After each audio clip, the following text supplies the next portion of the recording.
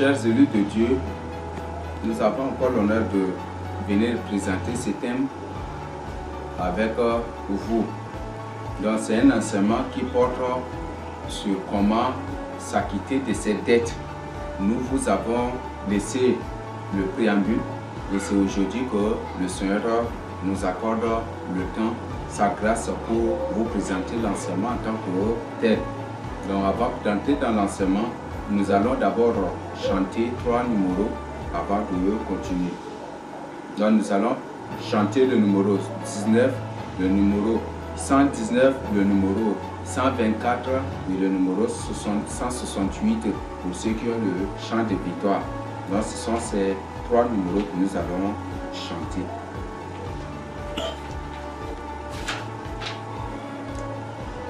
Que je suis pécheur rebelle, au nom du sang versé pour moi, au nom de ta voix qui m'appelle, Jésus, je vais à toi, Jésus, je vais à toi, Jésus, je vais à toi. Au nom de ta voix qui m'appelle, Jésus, je vais à toi. Tel que je suis, dans ma souillure. Ne cherchant nul remède à moi. Ton sang lave mon âme impure. Jésus, je vais à toi. Jésus, moi je vais à toi. Jésus, je vais à toi. Ton sang lave mon âme impure. Jésus, je vais à toi. Je suis tel que je suis, je me détermine de ta promesse par la foi. Réponds-moi, délivre mon âme. Jésus, je viens. Moi je vais à toi, Jésus, je vais. Moi je vais à toi, Jésus, je vais à toi. Réponds-moi, délivre mon âme. Jésus, je vais à toi. Je suis tel que je suis, avec mes suites. Mes craintes, ma timide foi, avec mes doutes et mes chutes, Jésus, je viens. Moi je viens à toi, Jésus, je viens. Oui, je vais à toi, Jésus, je vais à toi. Avec mes doutes et mes chutes, Jésus, je vais à toi. Tel que je suis, Dieu me confie. Ô mon sauveur, accepte-moi. À toi dans la mort, dans la vie, Jésus, Jésus. Moi je suis à toi, Jésus, je suis à toi. De tout mon cœur, Jésus, je suis à toi. À toi dans la mort, dans la vie, Jésus, je suis à toi. Tel que je suis, ça rien à moi. Sinon ton sang versé pour moi, et ta voix qui m'appelle à toi. Aïe de Dieu, je viens, oui je viens, moi je viens. Aïe de Dieu, je viens, moi je viens, oui je viens. Aïe de Dieu, je viens, je viens. et ta voix qui m'appelle à toi. Agneau de Dieu, je viens, tel que je suis, bien vacillant. En proie au doute à chaque instant. Lutte dehors, crainte dedans. Agneau de Dieu, je viens, oui, je viens. Agneau de Dieu, je viens. Moi je viens, oui, je viens. Agneau de Dieu, je viens. Lutte dehors, crainte dedans. Agneau de Dieu, je viens. Tel que je suis, mon cœur est prêt à prendre le bien tel qu'il est, pour tout changer, sauveur parfait. Agneau de Dieu, je viens. Moi je viens, oui, je viens. Agneau de Dieu, je viens. Moi je viens, oui, je viens. Agneau de Dieu, je viens. Pour tout changer, sauveur parfait. Agneau de Dieu, je viens. Tel que je suis, ton grand amour. À tout pardonner sans retour. Je veux être à toi dès ces jours. Agneau de Dieu, je viens. Moi je viens, oui, je viens. Agneau de Dieu, je viens. Moi je viens, oui. Agneau de Dieu, je viens. Je veux être à toi dès ces jours. Agneau de Dieu, je viens.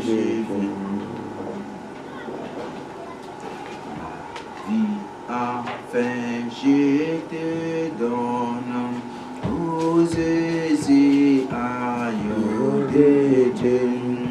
Prends-la, je te l'abandonne à cette évidence. Je t'apporte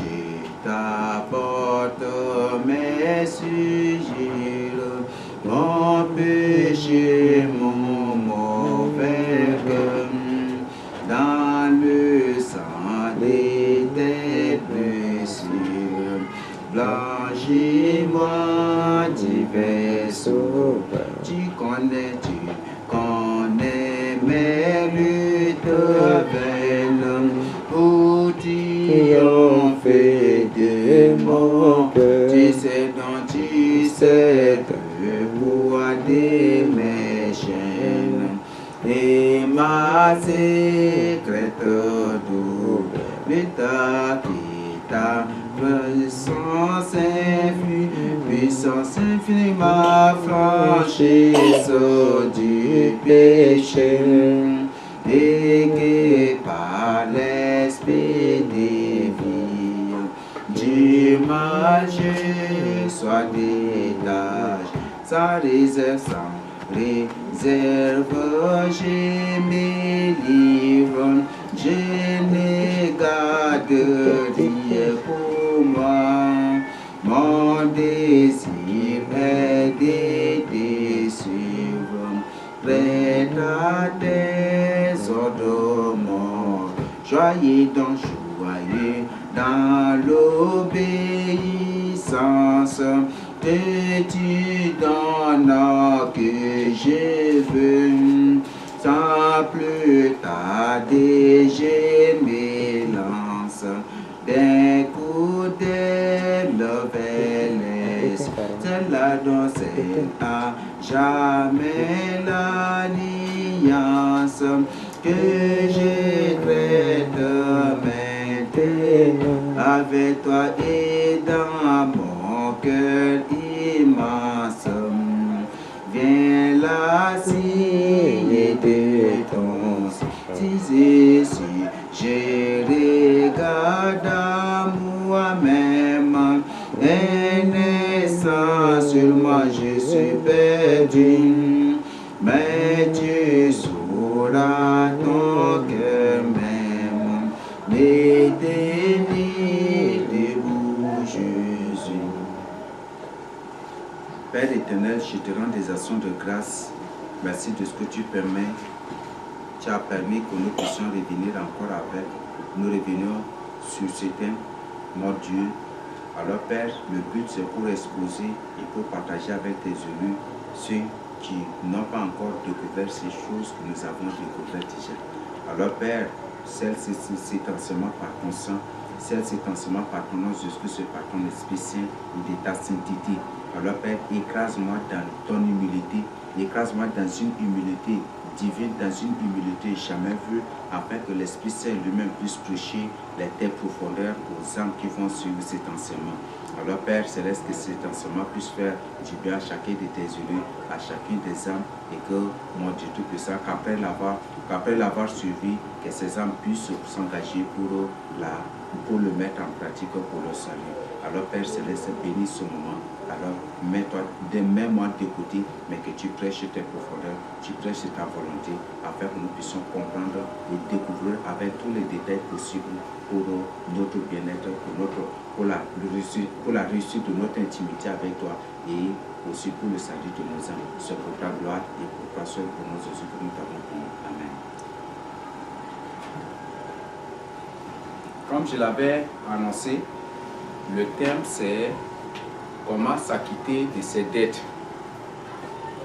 Donc, comme pour vous qui avez déjà suivi le préambule, vous, au moins, vous avez des idées sur cela. Vous savez de quoi nous parlerons aussi. Donc, comment s'acquitter de ses dettes.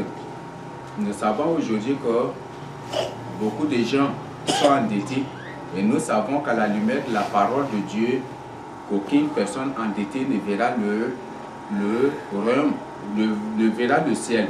C'est ce que la Bible nous dit et par la suite nous découvrirons aussi. Et à travers les témoignages des gens de partout, des témoignages sur l'enfer, nous découvrons que tous les gens qui sont endettés se sont retrouvés en enfer à cause de dettes. Même un frère qui avait une dette de 25 francs sur lui, et dans une vision que le Seigneur lui a accordée, on le traînait pour l'amener en enfer. Et il criait, il dit, pourquoi Seigneur, pourquoi Seigneur? Et après le Seigneur lui dit, c'est parce que tu as une dette de 25 francs sur toi. Et les démons le traînaient en enfer, et c'est en ce moment qu'il pleurait, il dit, Seigneur, sauve-moi, sauve-moi. Et le Seigneur dit que si c'est comme ça, viens au Père, nous, Moïse, c'est ce que lui-même, c'est ce que le Seigneur Jésus lui-même lui a dit. Viens au Père, nous, Moïse, et lui-même va te donner des orientations, et lui-même, et c'est lui qui va t'encadrer aussi. C'est comme ça que le frère s'était engagé. Donc, il y a beaucoup de gens, beaucoup de témoignages, même parmi les élus de Dieu, entre-temps, nous n'avons pas cessé d'écouter des témoignages de chacun d'eux qui parlent des dettes, l'interpellation directe aussi du Seigneur Jésus-Christ concernant les dettes qu'ils ont sur eux. Et chacun, au moins après l'interpellation qu'il a reçue du Seigneur, s'était engagé pour payer, rembourser les dettes qui étaient sur eux. Donc cet enseignement nous aidera vraiment à découvrir beaucoup d'autres choses, et c'est pour ça que je nous demande vraiment à être attentifs et aussi de prendre la Bible pour au moins méditer chaque référence que nous allons vous présenter. Vous pouvez relever ces références et après méditer aussi individuellement dessus. Donc, nous savons bien que la dette, être endetté ou être un débiteur fait de toi un esclave. Si tu as une dette sur toi, tu es l'esclave de ton créancier. Et c'est ce que la Bible nous dit. Et c'est ce que nous allons découvrir aussi. Habakkuk va parler de cela. Non, ce n'est pas bon qu'un enfant de Dieu soit endetté. Satan sait bien et connaît vraiment le secret dans les dettes.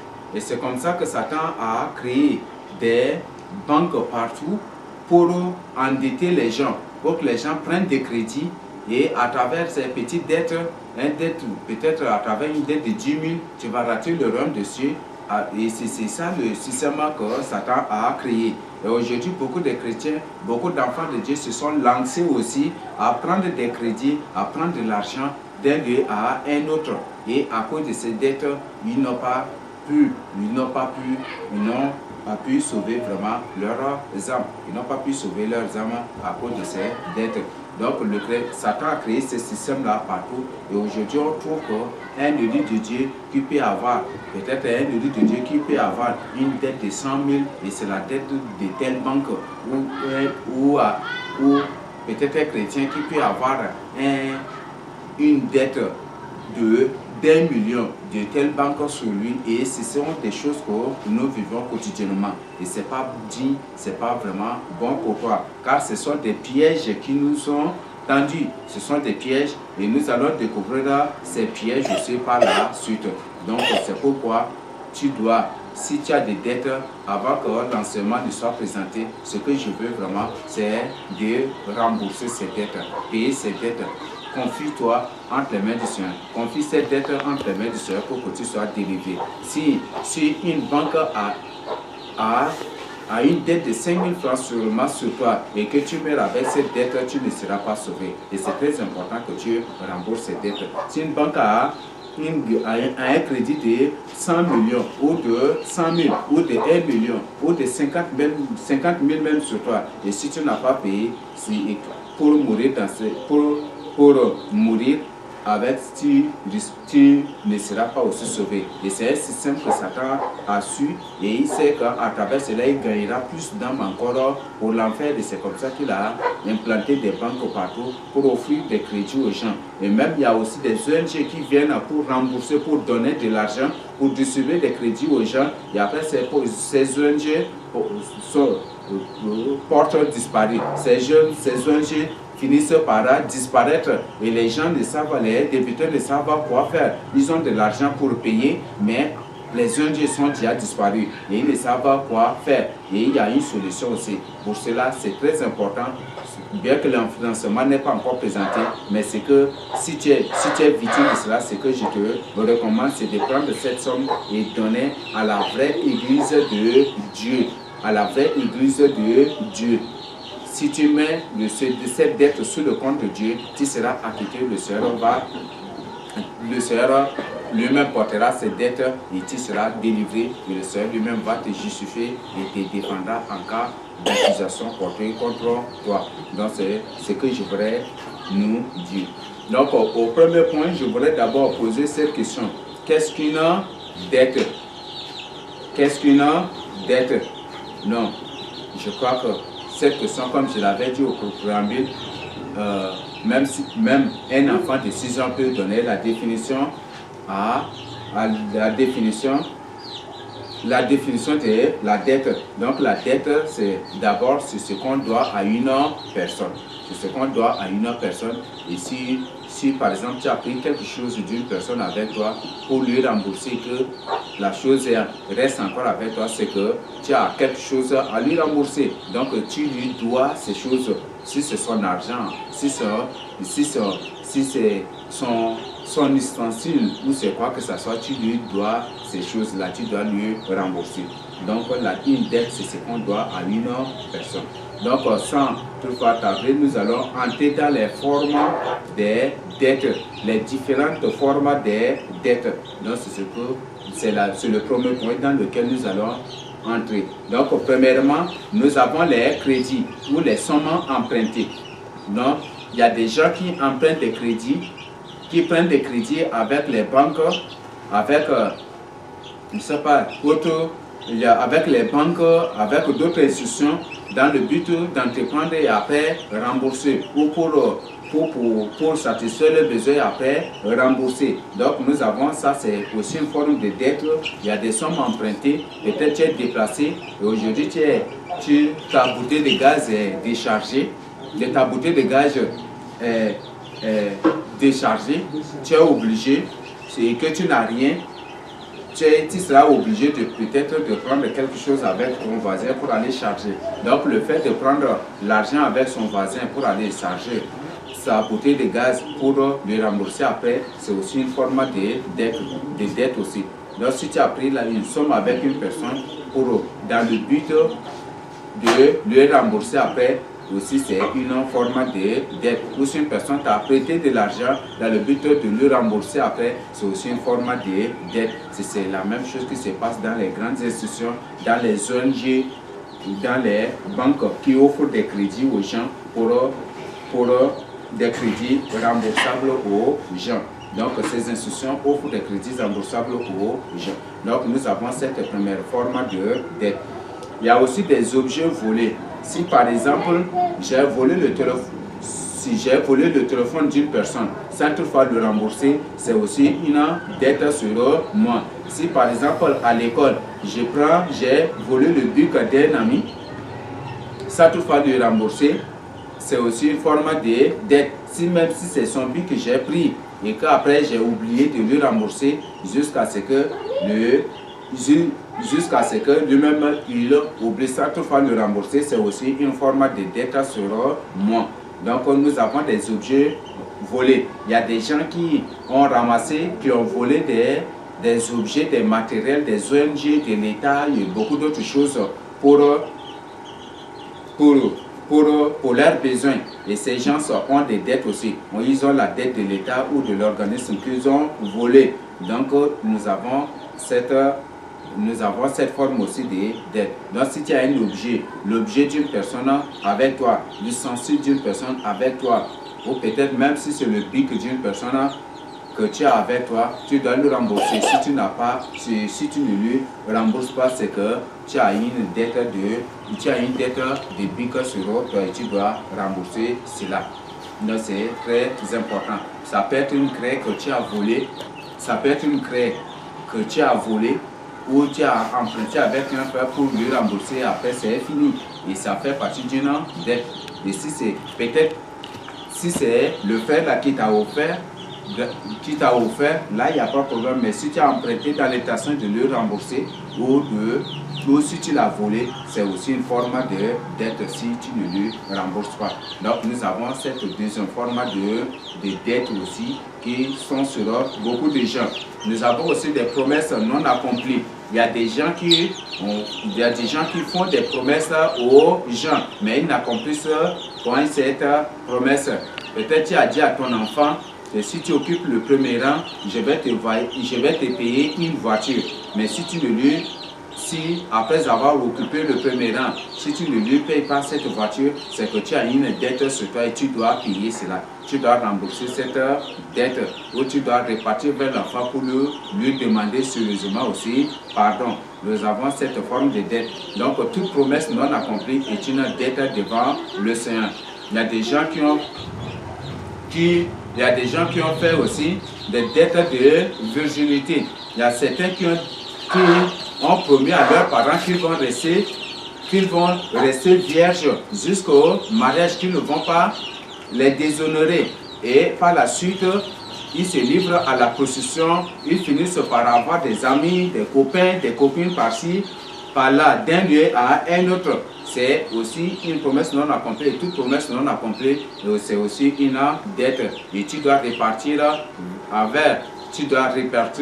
vers la personne à qui tu lui as fait la promesse pour lui demander pardon. Si tu veux que cette dette soit remboursée, si tu veux que cette dette soit annulée. Donc c'est ce que nous devons faire en tant qu'enfants de Dieu, en tant qu'élus de Dieu. Nous faisons des promesses dans beaucoup de choses. Dans beaucoup de choses. Peut-être tu as fait la promesse de mariage à une personne et si tu n'accomplis pas cela, tu dois demander la personne à qui tu as fait cette promesse. Mais si tu ne lui demandes pas pardon, tu as la dette aussi de promesse de mariage sur toi, tu as la dette de mariage sur toi et tu dois briser cela. Tu dois absolument lui demander pardon pour être délivré. Et tant que tu lui demandes pardon, tu seras toujours esclave de cette personne. Si c'est une sœur, à chaque fois que tu la vois, tu la vois comme ta maîtresse. Comme tu la trouves comme tu vas la voir comme une maîtresse, tu vas trembler. Si c'est une sœur, une fois rencontrer le frère, elle va se sentir aussi son esclave. Donc ce n'est pas vraiment bon. Donc nous devons rembourser, nous devons demander pardon, nous devons repartir vers cette personne à qui nous avons fait des promesses non accomplies, pour qu'il nous pardonne et afin que nous puissions aussi être pardonnés. Nous avons des vœux non accomplis. Donc, pour nous qui avons découvert le secret des vœux, donc les vœux faits à Dieu. Donc, les vœux, si tu as fait un vœu à Dieu sans toutefois l'accomplir, c'est aussi une dette sur toi. Et là, pour cela, Ecclésiaste 5 nous a déjà interpellés. Ecclésiaste, le chapitre 5 nous a déjà interpellés. Donc, avant de faire un vœu à Dieu, il faut que tu t'assoies pour bien réfléchir et pour bien étudier et pour bien calculer avant de t'engager. Et si tu n'accomplis pas ce vœu, le Seigneur dit que c'est une dette sur toi et tu dois rembourser cette dette. Tu dois rembourser cette dette. Donc c'est ce que le Seigneur Jésus-Christ nous dit. C'est ce que la Bible nous dit et nous devons le faire. Nous devons le faire. Toute dette de Dieu sur toi doit être remboursable, doit être remboursée. C'est ce que nous devons le faire. Et c'est ce que Dieu nous dit aussi. Il faut la dette que nous ne pourrons pas rembourser, ce n'est que la dette du sacrifice du Seigneur Jésus-Christ. Mais toutes les autres dettes, peut-être tu as promis un bic au Seigneur, que s'il fait telle chose pour toi, tu vas lui donner un bic. Mais si tu n'as pas accompli ce vœu, tu dois absolument le faire. Un bic, c'est à 100 francs seulement, c'est à 50 francs seulement aussi. Donc tu dois payer ce bic-là pour donner au Seigneur pour rembourser cette dette. Donc nous avons les vœux non accomplis aussi, qui sont des formes aussi, qui sont aussi les dettes sur qui sont aussi les dettes. Et beaucoup ont ces dettes-là sur eux et c'est pas vraiment bon. Peut-être tu as promis au Seigneur que s'il fait telle chose, tu vas observer 2 ou 3 jours de jeûne pour le louer, pour l'adorer, pour le célébrer. Mais si tu n'as pas accompli cela, c'est une dette sur toi que tu dois rembourser. Donc le Seigneur t'a déjà informé, le Seigneur t'a déjà averti. Nous avons des objets non pris, nous avons des objets pris non restitués.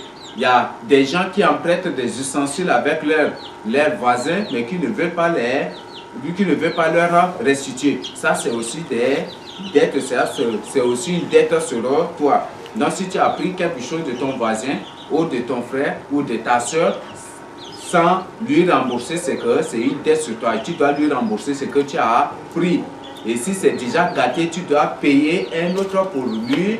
Et tu dois payer, si c'est déjà gâté, tu dois payer une autre pour lui donner.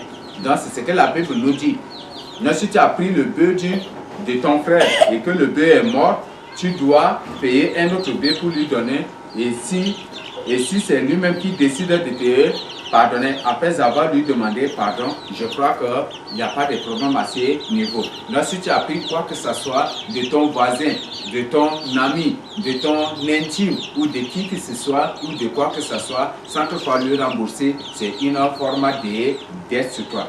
Si tu as pris l'objet d'un organisme, sans toutefois le rembourser, c'est une dette sur toi. Si tu as pris un livre à l'école, en tant qu'enseignant, tu as pris un livre et sans toutefois remettre, c'est aussi une dette sur toi. Donc tu as la dette de l'État sur toi. Et c'est pas vraiment bon d'avoir la dette de qui que ce soit ou de quoi que ce soit sur nous. Donc c'est très important que nous pensions à cela. Si c'est peut-être, je ne sais pas si c'est au marché que tu as, si c'est au marché que tu as pris peut-être le courroux ou quelque chose de ton ami ou d'une personne et que la personne est portée disparue par la suite, c'est aussi une dette sur toi. Si au marché tu trouves quelque chose ou tu as pris quelque chose avec une personne, avec un inconnu qui par la suite finit par disparaître sans toutefois connaître ses traces,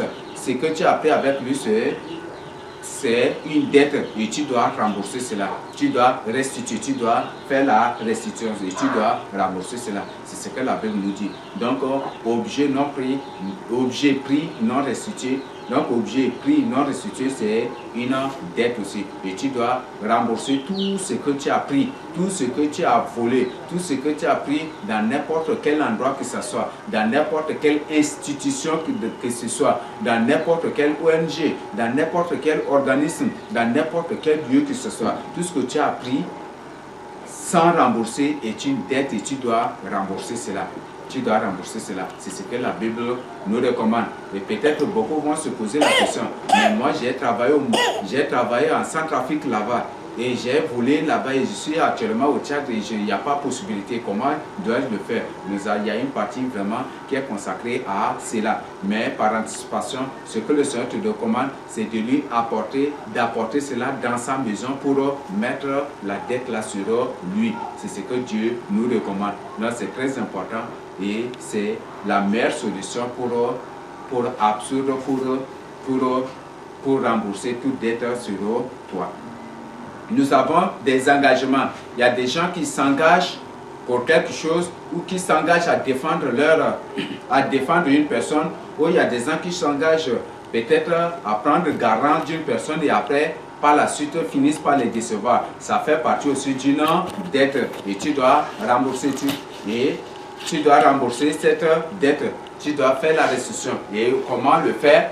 Repartir vers la personne à qui tu as fait la promesse de garant pour lui demander pardon. Et c'est la plus importante des choses. Et si tu t'es engagé pour autre chose, si tu t'es engagé dans autre chose sans toutefois l'accomplir, c'est aussi une forme de dette. Mais ce n'est pas tout engagement qui est bon devant le Seigneur. Ce n'est pas tout engagement qui est saint devant le Seigneur.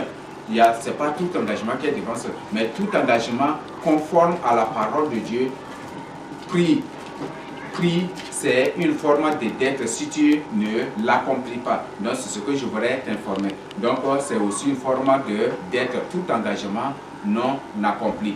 Tout engagement non accompli, c'est une forme de dette. Donc, c'est ce que je voudrais te dire dessus. Nous avons les faux diplômes. Les faux diplômes aussi sont des formes de dette. Nous avons les faux diplômes sont aussi des formes de dette sur toi. Si tu as si tu possèdes ou si tu détiens un faux diplôme, la corruption scolaire aussi, c'est une forme aussi de dette sur toi. Donc cette dette, c'est quelle est l'institution qui a cette dette sur toi ou qui a cette dette sur toi? C'est le système éducatif ou scolaire qui a cette dette sur toi et tu dois rembourser.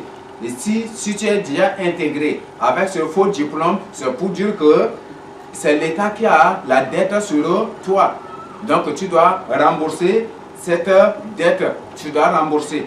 Peut-être tu as moins de 9. Et avec cette moyenne, tu ne pourras pas passer en classe supérieure. Et tu es parti trouver un professeur pour lui corrompre ou pour lui promettre peut-être autre chose, pour lui promettre des choses pour passer en classe supérieure. Mais si le professeur obéit à ce que tu lui as demandé, c'est pour dire que si le professeur obéit à ce que tu lui as demandé, c'est que tu as une dette sur toi. Parce que devant Dieu, c'est la moyenne de 9 là qui compte. Donc même si ce professeur t'a donné une moyenne de 19 ou moyenne de 20 même, tu n'es pas admis. Tu n'es pas admis, tu es un voleur devant le Seigneur. Et ce que le Seigneur veut, c'est de rembourser cette dette. Donc, pour dire que tu dois reprendre cette classe. Tu dois reprendre cette classe. Si tu es en 6e et que illégalement tu es passé en classe de 5e, ou peut-être tu as sauté 5e directement pour faire 4e, c'est que c'est illégal devant le Seigneur. Et tu dois reprendre la classe que tu as sautée, ou tu dois reprendre la classe si tu n'as pas une moyenne suffisante pour passer. Donc c'est ce que le Seigneur te recommande. Mais si c'est l'administration lui-même qui te fait passer ainsi, il n'y a pas de problème. Mais si ce n'est pas l'administration et que c'est par corruption que tu as fait, si c'est par corruption que tu as fait, par corruption fait que tu as passé en classe supérieure, c'est du péché, c'est illégal devant le Seigneur. Et si tu es intégré, c'est pire encore, c'est que tu as la dette de l'État.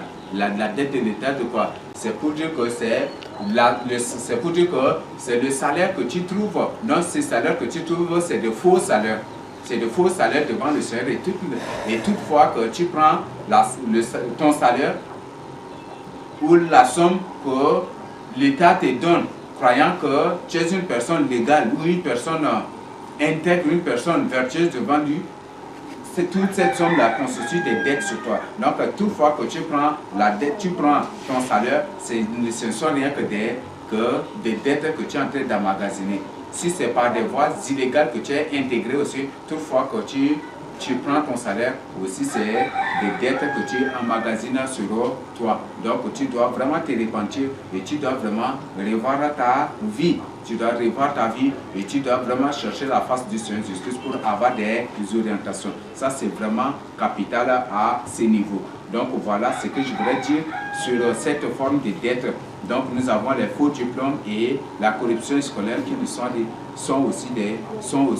constituent aussi une autre forme de dette, et c'est bon vraiment à rembourser ou à faire ce qu'on appelle la restitution.